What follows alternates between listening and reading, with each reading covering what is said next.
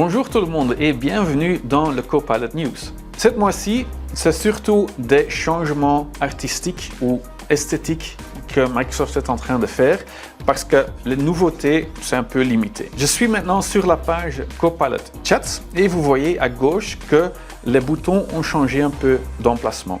Les actions primaires comme créer une nouvelle conversation ou rechercher quelque chose restent en haut, mais maintenant vous avez aussi les options pour la création qui est déplacée vers le haut.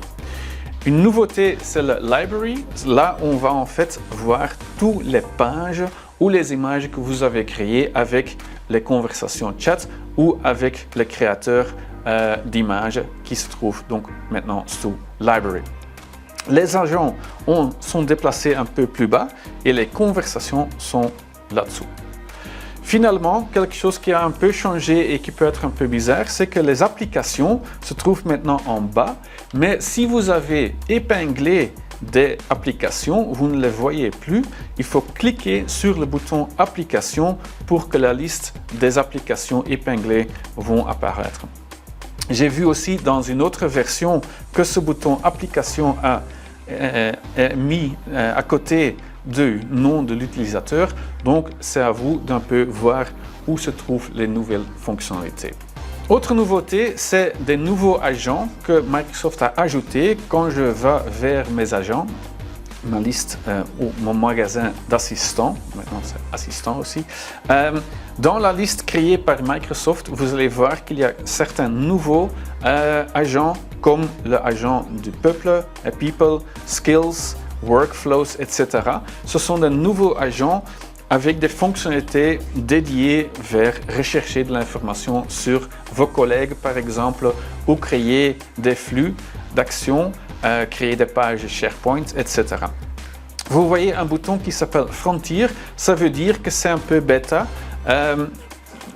Ils ne sont pas encore finis, ils sont en train de faire des petits changements là-dedans, mais vous pouvez déjà les tester. D'un autre côté, ça veut aussi dire que pas tout le monde va avoir ces fonctionnalités au même temps, donc ça peut dire que vous devez attendre un peu avant que vous allez voir ces nouveaux agents. Puis, parlons des agents, il y a une nouvelle option qui a apparu dans la création des agents personnels. Donc, quand je vais créer un nouvel agent, par exemple, les options de base restent encore les mêmes. Et donc, par exemple, je peux décrire un agent comme avant et je peux aussi aller vers la page de configuration. Là aussi, vous avez les détails comme avant, et le nom, description, instruction. Mais si je vais un peu plus bas, sous la partie connaissance, il y a une partie fonctionnalité et l'option interpréteur de code qui était là déjà avant a maintenant aussi la possibilité de créer des documents Word, Excel, etc.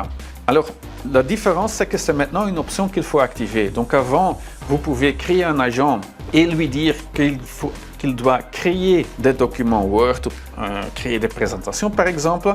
Mais si vous avez créé un agent comme ça avant, il ne va plus fonctionner comme avant parce qu'il faut aller là-dedans pour activer l'option interpréteur de code qui va de nouveau vous donner la possibilité de créer en fait des documents Word, PowerPoint, etc. Finalement, dans les applications Office, il y a aussi un petit changement qui est en train d'apparaître. Par exemple, ici dans Word, par exemple, vous voyez que mon bouton de Copilot ne se trouve plus en haut. Il est déplacé vers le bas à droite.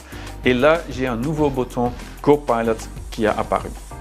Je peux l'utiliser pour directement faire, par exemple, un outline de mon document, mais je peux aussi cliquer là-dessus et il va maintenant ouvrir la fenêtre Copilot à droite comme avant. Donc, ce n'est pas un grand changement, mais donc, si vous ne trouvez plus votre bouton Copilot, il faut regarder dans un autre emplacement en fait. Autre possibilité qui a été ajoutée, c'est en fait qu'il y a un petit bouton Outils ici, qui se trouve ici, et là-dessous, je peux trouver tous les agents que j'ai créés ou qui sont disponibles pour moi. Alors, pour certains agents, il faut avoir la version payante, la version premium, pour avoir par exemple l'agent analyste. En plus, il y a une option qui s'appelle Agent Mode. Agent Mode, pour ça aussi, il faut avoir la version payante de Copilot. Mais Agent Mode va vous donner la possibilité de faire des changements, des actions directement dans votre document. Par exemple, dans Word, si j'ai un document, je peux dire changer les styles de mon document, changer les couleurs, mettez ce texte en gras, etc., etc. Dans PowerPoint, je peux par exemple demander de créer un nouveau diapositive ou de changer le look and feel de mon présentation.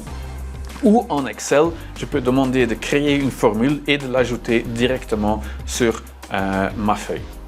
De nouveau, ces options se trouvent dans le mode Frontier, donc ça veut dire que ce n'est pas encore disponible pour tout le monde, mais dans les prochaines semaines ou même mois, vous allez voir ces options apparaître. Voilà pour le Copilot News de ce mois. Merci pour regarder et je vous vois de nouveau le mois prochain.